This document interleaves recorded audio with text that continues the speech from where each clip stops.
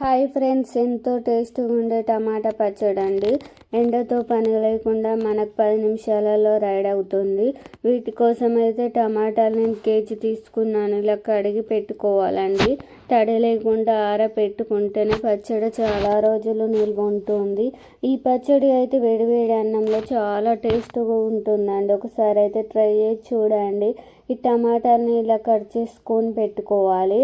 తడి లేకుండా ఆరిన తర్వాత ఈ టమాటాలను అయితే ఇలా కట్ చేసుకోవాలి. అసలు తడి తాకొద్దండి. తడి తాకకుండా ఉంటే ఈ పచ్చడి అయితే చాలా రోజులు నిల్వ ఉంటుంది.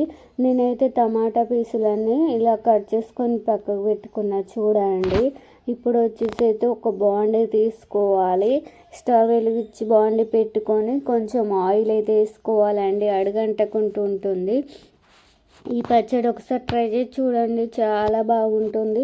చాలా టేస్ట్ కూడా ఉంటుంది. ఆయిల్ కొంచెం వేడాక టమాటా పీసులు వేసుకొని బాగా కలుపుకోవాలి. ఇప్పుడు ఈ టమాటాలు అయితే చాలా అంటే దోశలకి, ఇడ్లీకి కూడా చాలా బాగుంటుంది. ఈ పచ్చడి వచ్చేసి ఒకసారి అయితే ట్రై చేసి చూడండి ఈ పచ్చడిని.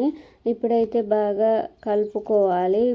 దీని మీదనైతే మూత పెట్టుకోకూడదండి. మూత పెట్టుకున్నామంటే వాటర్ అవుతుంది కాబట్టి మూత అయితే పెట్టుకోకూడదు. కొంచెం సాల్ట్ వేసుకోవాలి. సాల్ట్ వేసుకుంటే చాలా తొందరగా టమాటాలు ఉడుకుతాయి. ఇప్పుడు ఇలా కొంచెం ఉడికాక ఇప్పుడు కొంచెం చింతపండు వేసుకోవాలి.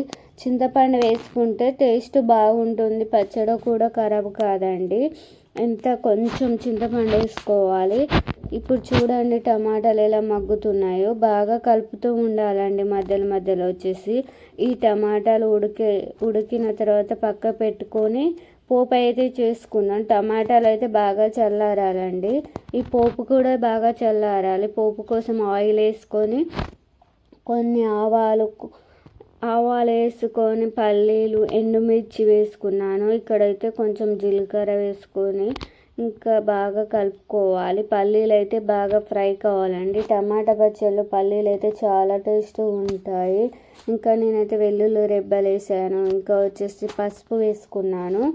కరివేపాకు ఉంటే కరివేపాకు కూడా వేసుకోవచ్చండి. నేనైతే కరివేపాకు తడిగా ఉన్నాయని వేయలేదు. ఇంకా వచ్చేసి పోపు చల్లారాక ఇప్పుడైతే ఆవపొడి, జీలకర్ర, మెంతుల పొడి, నేనైతే కార ప్యాకెట్ తీసుకొచ్చాను. ఈ ప్యాకెట్ వేస్తే రెడ్గా ఉంటుంది పచ్చడి అని. మా ఇంట్లో ఉన్న కారం వేస్తే కొంచెం తెల్లగా అయిందని నేనైతే ప్యాకెట్ తీసుకొచ్చాను. కొంచెం కారం, ఉప్పు వేసుకోవాలి. మన టేస్ట్కు తగ్గట్టు వేసుకోవాలండి. టేస్ట్ చూసుకుంటే వేసుకోవచ్చు ఈ పచ్చళ్ళలోనైతే. ఇప్పుడు వచ్చేసి ఈ టమాటాలని ఇందులో వేసి బాగా కలుపుకోవాలి. టేస్ట్ అయితే చాలా చాలా బాగుంటుందండి. ఒకసారి అయితే ట్రై చేసి చూడండి. నేనైతే ఈ ఇయర్లో 3-4 టైమ్స్ పెట్టాను. చాలా బాగుంది.